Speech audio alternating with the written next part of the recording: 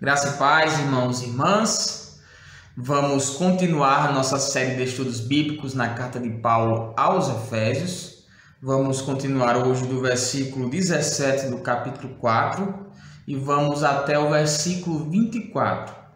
Estamos na parte prática da carta e já vimos anteriormente Paulo mencionando como Deus em Cristo dá diversos dons e esses dons são utilizados para o crescimento da igreja, para o amadurecimento dos membros do corpo de Cristo, até que todos cheguem à plenitude da maturidade de Cristo.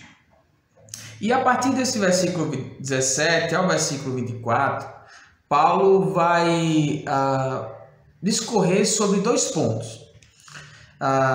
Sobre a condição dos gentios, isso é, a condição daqueles que não têm o Senhor Jesus em sua vida, não têm Deus como o seu Deus e o serve, e portanto a condição dessas pessoas é descrita aqui como em termos de pessoas que são separadas de Deus. Isso nós vamos ver do versículo 17 ao versículo 19.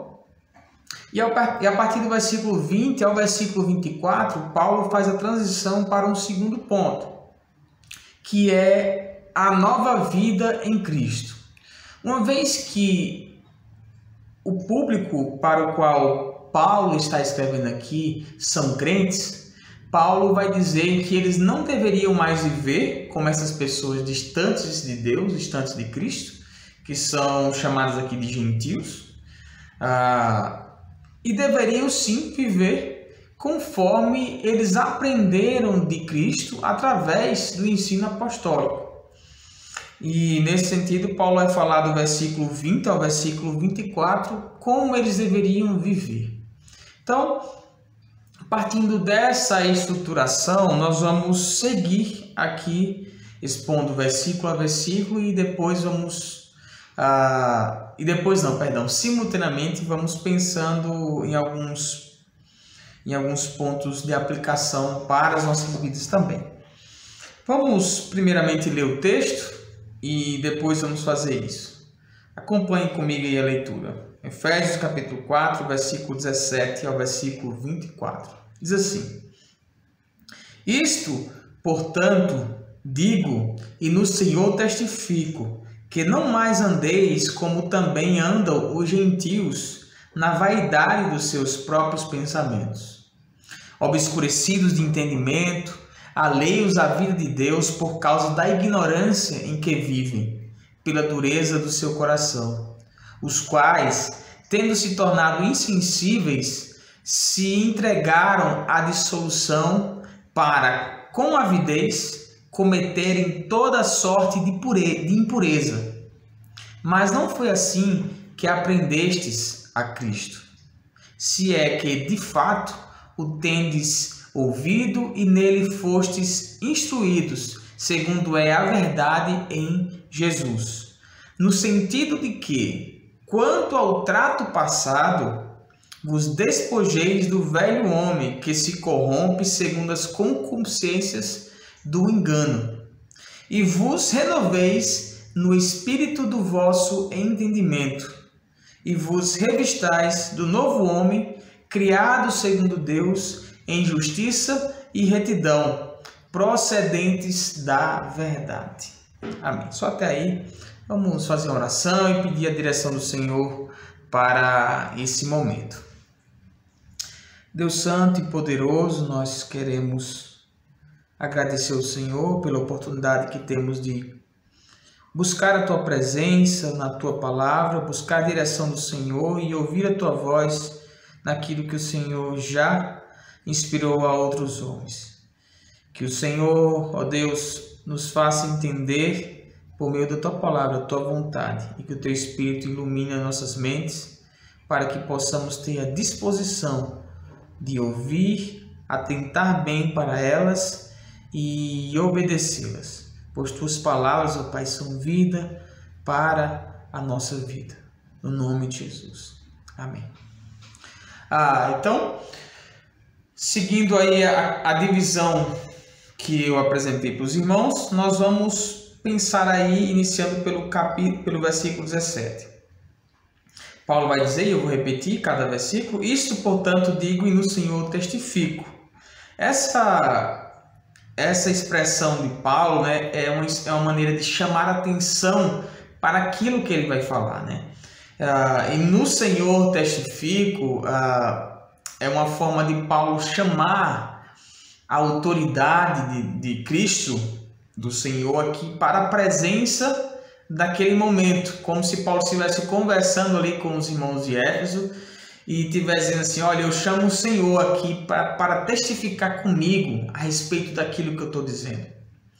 E Paulo faz isso no intuito de dar maior peso àquilo que ele vai falar. É um recurso que o apóstolo utiliza. Nós vamos ver isso em outras passagens, de outras formas.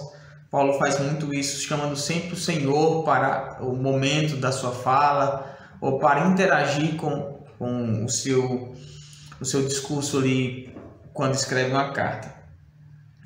O que ele diz e testifica no Senhor? Que não mais andeis como também andam os gentios, na vaidade dos seus próprios pensamentos. Paulo aqui está seguindo um entendimento muito claro em toda a Escritura, que só existe dois polos, dois tipos de pessoas: aqueles que servem a Deus e aqueles que não servem a Deus. Esses que servem a Deus são aqueles que estão em Cristo, que pertencem a Cristo. E esses que não servem a Deus são aqueles que são os gentios. Então, servem a Cristo, pertencem ao Senhor. Esse é um tipo de pessoa. E os que não servem a Deus são os gentios. A fala de Paulo é que não andemos mais, os efésios não deveriam andar mais, e também nós não devemos mais andar como os gentios andam. Essa ideia de andar é a ideia de viver, diz respeito à conduta, hábitos, estilo de vida.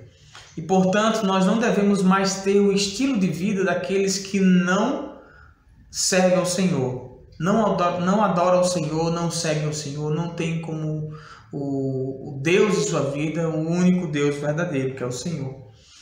E Paulo, a partir dessa negativa, né, ele vai apresentar algumas características, o que caracteriza essa conduta de vida gentílica, né, dessas pessoas que não servem ao Senhor. Primeiro, na vaidade dos seus próprios pensamentos. A ideia de vaidade aqui é a ideia de inutilidade. O conceito de vaidade nas Escrituras não diz respeito àquela pessoa que gosta de se maquiar ou cuidar do seu corpo, manter sempre uma boa aparência, ou seja, essa de maneira intensiva ou até extrema ou não. A Bíblia, quando trata da palavra vaidade, não diz respeito a esse tipo de comportamento, esse tipo de atitude, seja de homem ou de mulher, cuidando excessivamente ou não do seu corpo. A ideia de vaidade para as Escrituras é a ideia de inutilidade, aquilo que é inútil, aquilo que é fútil, aquilo que é tão frágil e tão passageiro, com que não se pode nem comparar. Embora tentemos fazer essas comparações com aquilo que é passageiro. E a própria Escritura também nos dá um norte nesse sentido. É como a neblina, né? Nós vamos ver esse conceito muito usado no livro de Eclesiastes, por exemplo. A vaidade, diz o pregador. Tudo é vaidade. A ideia é que tudo é passageiro, tudo é correr atrás do vento, tudo é inútil. Os gentios, eles vivem na vaidade dos seus próprios pensamentos.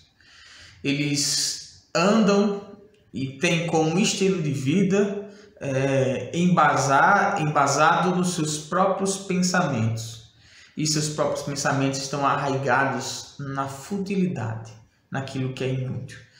E Paulo, ele não vai especificar aqui que tipo de vaidade ou como essa inutilidade dos pensamentos elas se manifestam na vida dos gentios, daqueles que não servem a Deus. Mas nós podemos refletir como esses pensamentos eles se manifestam, se transformam em atitudes práticas, né? É aquele tipo de pessoa que confia na sua própria força, no seu próprio entendimento, na sua própria condição moral, ou aqueles que, embora não falando que confiam, mas vivem como se aquela conduta moral deles fosse a conduta mais justa, mais correta, ou que não tivesse nenhuma lei moral que pudesse confrontar ou dizer que a conduta deles está errada. Na vaidade de seus próprios pensamentos. Versículo 17. No versículo 18, ele vai dizer assim: obscurecidos de entendimento. A ideia de obscurecidos é de escuridão mesmo, né? Falta de luz no entendimento.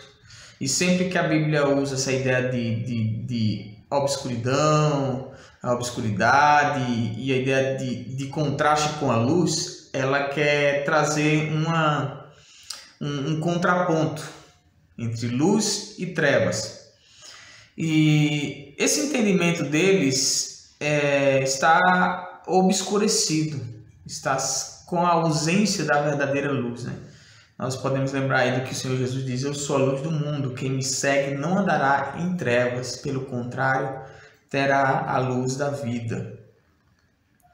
Ele segue dizendo assim: alheios à vida de Deus, por causa da ignorância em que vivem. Alheios, estão separados, distantes da vida de Deus. E aí entra agora o conceito de vida. E o conceito de vida se contrasta com o conceito também de morte, que é um outro ponto que Paulo vai tratar também nessa carta. Isso já tratamos no capítulo 2. Ele vos deu vida, estando vós mortos nos vossos delitos e pecados, nos quais andastes outrora, segundo o curso desse mundo, segundo o príncipe da potestade do ar, do espírito que agora atua nos filhos da desobediência. Ele vai dizer também: entre os quais todos nós andamos outrora, segundo as inclinações da nossa carne, fazendo a vontade da carne e dos pensamentos, e éramos, por natureza, filhos da ira, como também os demais. Então, é assim que os gentios andam e é assim que nós andávamos também, alheios à vida de Deus por causa da ignorância, por causa da falta de conhecimento acerca das coisas de Deus. Nós vivíamos nessa ignorância e, portanto, estávamos alheios à vida de Deus. Não andem mais como vocês andavam. Não andem mais como os gentios andam. E uma outra situação associada a essa ignorância, a essa vida alheia à vida de Deus, é também a dureza do coração. Pela dureza do seu coração. Não é apenas aí uma falta de conhecimento acerca das coisas de Deus de uma maneira vivenciada, né? Aqui tem alguns pontos que se conectam com aquilo que Paulo fala em Romanos capítulo 1, por exemplo. Quando Paulo fala em Romanos capítulo 1, descrevendo a condição da humanidade, e por isso inclui também os gentios, ele vai dizer que eles tinham conhecimento de Deus, mas não glorificaram como Deus, nem lhe deram graças, antes se tornaram nulos em seus próprios raciocínios, obscurecendo-lhes o coração insensato. A condição na qual uma pessoa distante de Deus vive é uma condição de obscuridade, de ignorância, mas também de dureza do coração. Não é simplesmente uma falta de conhecimento, porque os céus manifestam a glória de Deus e o firmamento anuncia as obras das tuas mãos. Então há um conhecimento disposto a todas as pessoas para que elas reconheçam que existe um Criador e se voltem para Ele. No entanto, elas decidem continuar com o seu coração duro pela condição de pecado na qual vivem. E por que eu falo que existe um ponto de conexão aqui com Romanos 1? Porque semelhantemente aí eu digo para vocês lerem Romanos 1, do versículo, vou especificar aqui para os irmãos lerem em casa, do versículo 18 ao versículo 32, que é quando Paulo descreve a condição da humanidade sem Deus. Mas aqui Paulo meio que faz um resumo, uma síntese ali, aqui, acerca do que está em Romanos capítulo 1, desses versículos que eu mencionei. E semelhantemente, há uma progressão aqui, como também há lá em Romanos 1. No versículo 19, Paulo vai dizer assim: os quais, tendo se tornado insensíveis, quando alguém apresenta essa dureza de coração, a consequência inevitável é a insensibilidade, né? A ideia de dureza é algo impenetrável, algo sem vida, algo morto ali, sem nenhuma sensibilidade. Então, tendo se tornado insensíveis a quê? A voz de Deus, insensíveis à vida de Deus, porque eles estão alheios à vida de Deus, obscurecidos no seu entendimento. O que eles fizeram? No versículo 19, se entregaram à dissolução, uma vida totalmente sem padrões, que se afasta cada vez mais dos padrões que Deus estabeleceu, porque uma vez que se nega a se voltar para os padrões de Deus, a tendência natural é se voltar para os padrões da carne, os padrões do mundo, os padrões do diabo. Eles se entregaram para... Aí Paulo dá um detalhezinho aqui dessa entrega deles, com avidez. A ideia de avidez é aquele desejo que não é um simples desejo por algo que vai ser feito ali de maneira bem simples, bem calma, bem tranquila.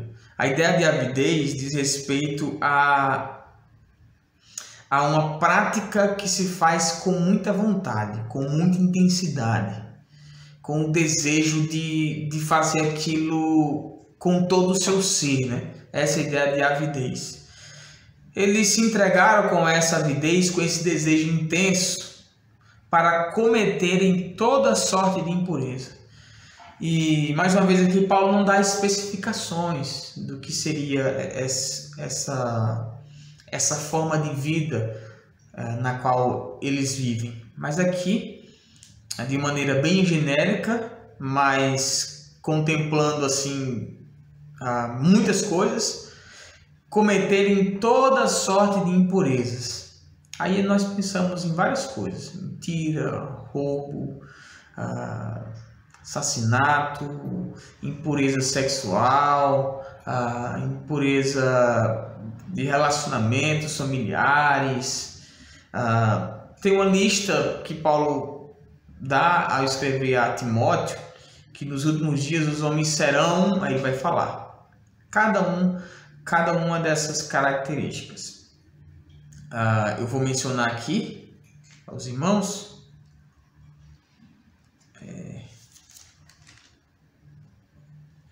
2 Timóteo capítulo 3, os homens nos últimos tempos serão egoístas, avarentos, jactanciosos, arrogantes, blasfemadores, desobedientes aos pais, ingratos, irreverentes, desafeiçoados, implacáveis, caluniadores, sem domínio de si, cruéis, inimigos do bem, traidores, atrevidos, enfatuados, mais amigos dos prazeres que amigos de Deus, tendo forma de piedade, negando-lhe entretanto, o poder foge também destes. Então, é uma lista assim que descreve várias características dessas pessoas, né? E Paulo, já prevendo pelo Espírito que esses homens apresentariam essas características, escreve a Timóteo falando sobre isso. Quando Paulo diz foge destes, Paulo já considera ali que Timóteo experimentaria aquele cenário, né? E, portanto, esses homens já existiam no contexto de Paulo e, dessa forma, Paulo já vivia nos últimos tempos. O entendimento de Paulo de toda sorte de impureza, podemos pensar a partir do cenário da vida pessoal desses homens ímpios que ele descreve em suas cartas. E um exemplo disso é aqui em 2 Timóteo capítulo 3. Então, se queremos entender o que seria toda sorte de impureza, podemos olhar para o perfil de ser humano que Paulo descreve como ser humano distante de Deus. Então, eles cometeram toda sorte de impureza com avidez, com vontade, com desejo. Paulo descreve todo esse cenário dos ímpios para dizer assim, fuja dessas pessoas. Fuja dessa forma de viver. Fuja dessas pessoas, né? Paulo vai dizer que nós não devemos deixar de ter relacionamentos com as pessoas, né? Porque seria necessário sair desse mundo. Ele escreve isso, se não me engano, aos Coríntios. Mas a ideia aqui é que não andemos mais conforme esses padrões, conforme o padrão dos gentios.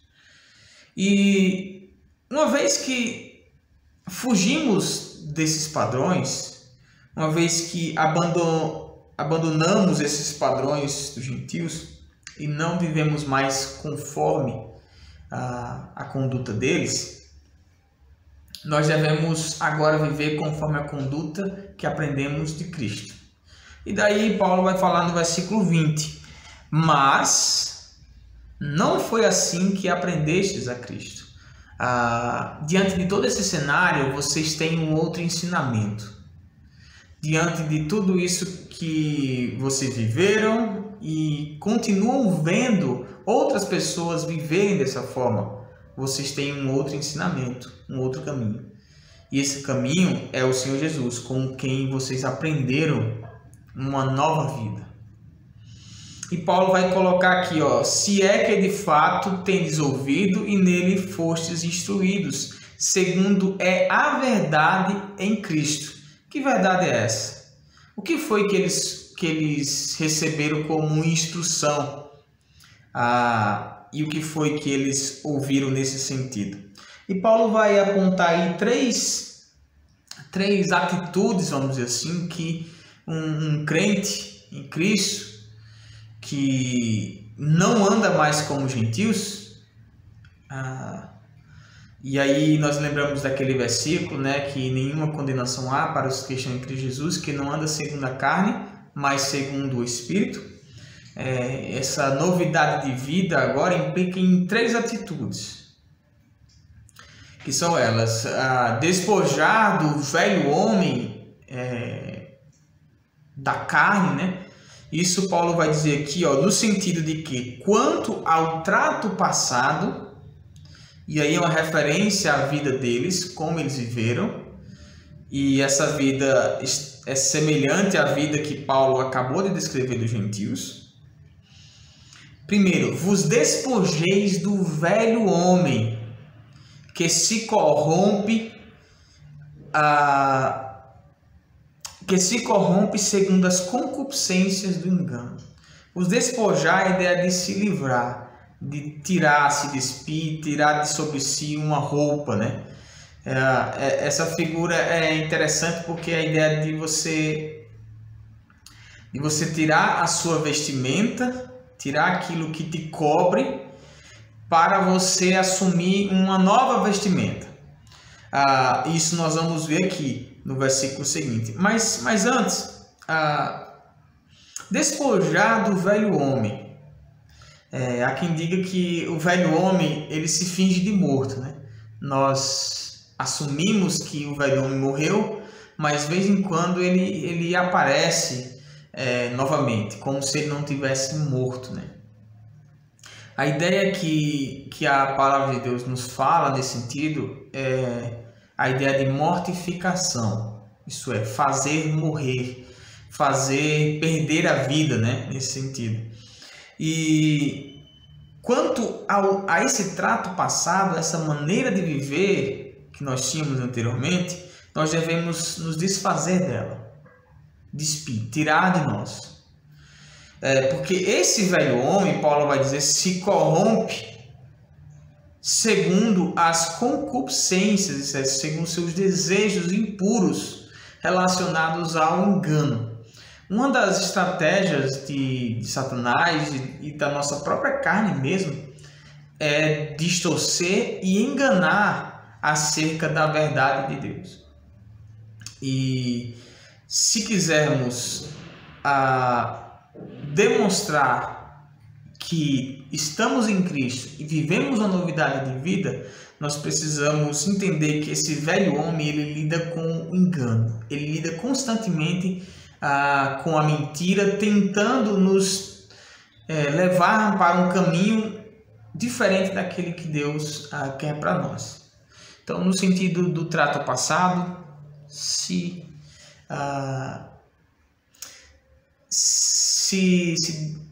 expida, né, do velho homem, tire de sobre si os hábitos, os costumes, as práticas anteriormente cometidas. E segundo, é a renovação da mente com a palavra de Deus. Paulo vai dizer assim, versículo 23, e vos renoveis no espírito do vosso entendimento. Em 1 Coríntios, Paulo vai dizer que nós temos a mente de Cristo. E aos Colossenses, ele vai dizer que nós devemos levar todo o entendimento cativo à obediência, todo pensamento cativo à obediência de Cristo. Nós não devemos separar o nosso entendimento da nossa vida com Cristo, como se fosse duas áreas que não pertencessem a Cristo. O nosso entendimento, isso é o nosso intelecto, a nossa disposição mental, faz parte da totalidade do nosso ser e, portanto, deve se curvar em uma novidade de vida ao senhorio de Cristo. Lembre-se de que no versículo 18, Paulo disse que os gentios são obscurecidos de entendimento. E no versículo 17, ele vai dizer que os gentios vivem na vaidade dos seus próprios pensamentos. E como é que vive um cristão? Como é que vive um servo de Cristo? Vos renoveis no espírito do vosso entendimento. Recebemos agora um novo entendimento, uma nova vida. E essa vida renovada deve ser diariamente cultivada. E a maneira mais eficaz de nós renovarmos constantemente o nosso entendimento, a nossa vida, é nos voltando para a palavra de Deus, todos os dias, em nossas leituras e também por meio da oração. Existem tantos chamados meios de graça, né? Mas aquele que você pode fazer individualmente, leitura bíblica e oração. Você pode fazer também adoração pessoal, pode colocar os cânticos para você ouvir na sua casa e cantar ao Senhor. Você pode ter um momento de contemplação ao Senhor pela sua beleza, pela sua santidade. Isso você sozinho, em sua casa. E existe outras maneiras também dessa renovação do Espírito do nosso entendimento, que é quando nos apropriamos de outros meios de graça relacionados à vida em comunidade, como vir à igreja, participar de grupos de oração, participar do culto público, expressar a nossa fé àqueles que não creem em Jesus, compartilhar o Evangelho nesse sentido. Seria o cultivar dessa nova vida em Cristo, que tem a ver com um novo entendimento a partir de Cristo. Uma vez renovado, Paulo continua no versículo 24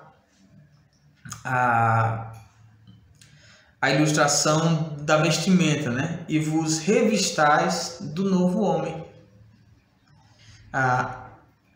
Despojeis o velho homem, ele falou no versículo 22, e agora revistais do novo homem. Quem é esse novo homem? Quais as características desse novo homem, né?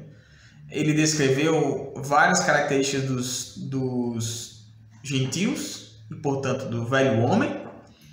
E agora ele vai dizer, vos revistais do novo homem, isso é, coloque uma nova vestimenta sobre si. A ideia de trazer para perto de si, né? Enquanto você se despir, tirar a roupa de si, é a maneira de se desfazer, se desligar daquilo. Revestir significa trazer para perto, trazer para fazer parte de você constantemente. Essa é a ideia.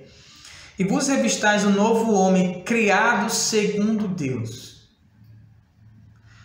em justiça e retidão procedentes da verdade. Aquela maneira de viver baseada em toda sorte de impureza, baseado nas concupiscências do engano que Paulo descreve aqui, são agora afastadas, né? São como uma roupa que tiramos de nós e colocamos para longe. Vestimos agora uma nova roupagem, um novo adereço que faz parte agora da nossa rotina, que é uma conduta de vida baseada na justiça e na retidão, procedentes da verdade. Nós somos agora criados em Deus. É um pouco do que Paulo já mencionou aqui no capítulo 2, quando ele diz assim no versículo 10, pois somos feitura dele, criados em Cristo Jesus para as boas obras, as quais Deus de antemão preparou para que andássemos nelas. Nós somos agora feituras de Deus, criados em Cristo. Isso lembra muito o que Paulo vai dizer aos Coríntios, né? Capítulo 5, versículo 17 de 2 Coríntios, se não me engano. Portanto, se alguém está em Cristo, é nova criatura. As coisas velhas já passaram, eis que tudo se fez novo. Para que seja feita uma nova criatura, o velho homem precisa sair de cena, precisa sair do lugar, né? Então, nós temos aí essas três atitudes que devem ser tomadas nessa parte prática da carta. Despojar-se do velho homem, nos renovarmos aí no espírito do nosso entendimento e nos revestir do novo homem, assumir agora uma conduta e um estilo de vida baseada na justiça, na retidão que provém da verdade. Então, meus irmãos, nessa parte da carta, em resumo, Paulo chama o Senhor Jesus para a sua fala, ele testifica para que não andemos mais conforme as pessoas descrentes andam, conforme nós andamos também outrora, mas adotemos um novo estilo de vida baseado em Cristo, baseado naquilo que aprendemos a partir de Cristo. O que nós aprendemos? Aprendemos que devemos nos despojar do velho homem, devemos nos renovar no espírito do nosso entendimento e devemos nos revestir do novo homem, que é a nova criatura a partir de Deus em Cristo. Que Deus nos dê graça para renunciarmos tudo aquilo que possa porventura fazer parte ainda da nossa nova vida em Cristo e que sejamos sempre iluminados pelo conhecimento de Cristo e não obscurecidos no nosso próprio entendimento. Que sigamos sempre aquilo que tem valor eterno e não a vaidade dos nossos próprios pensamentos focados nas coisas terrenas e passageiras. Que Deus produza fé em nossos corações por meio dessa palavra e que isso traga transformação em nossas vidas para a glória e louvor do Senhor Jesus. Que Deus abençoe a sua vida. Fica na paz do nosso Deus.